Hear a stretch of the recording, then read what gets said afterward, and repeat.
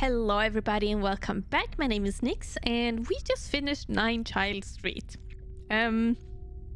What to say about this? Mechanic wise, it is WASD and then you use either, I think it was E or your mouse button to interact. So it's very simple mechanics, and then you can run with shift if you want to, or you can just like walk normally, which is very simple mechanics. When it comes to the story, it is you see an abandoned house across the street and you get really curious about it, so you decide to go and investigate. You're also a child. So this game is about you investigating the house from across the street and trying to figure out what the fuck was going on, right?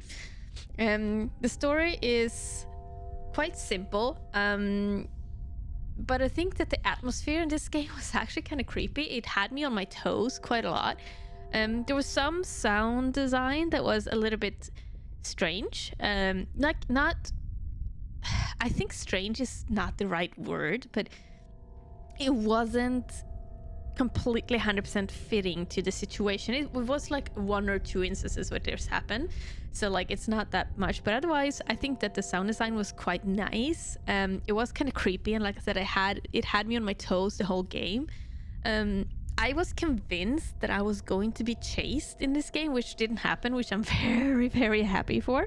So I'm very glad that didn't happen. But other than that, I actually kind of liked this game. I thought it was a really fun game. And I do believe that it was quite scary because it kept me on my toes all the time, right? Did I enjoy this game? Yeah, actually I did. I did enjoy it quite a lot. There was at some point where I didn't really listen to what the kids said, so it kind of got me into a loop where I didn't know what to do, which is my fault entirely. If I should have listened, then I wouldn't been in that situation. But other than that, I think it was actually quite a good game, and I did enjoy it quite a lot. There were a few jump scares in it, but I think what made me like it was that I was on my toes all the time, because they did actually say something about, you know, the heartless toy that is going to rip your heart out. So I was convinced I was going to be chased or jumped on, or I'm gonna meet this toy at some point, but I didn't. So that was actually kind of nice, because it kind of gave me that like made me quite nervous and made me kind of like not. It kind of made me like not.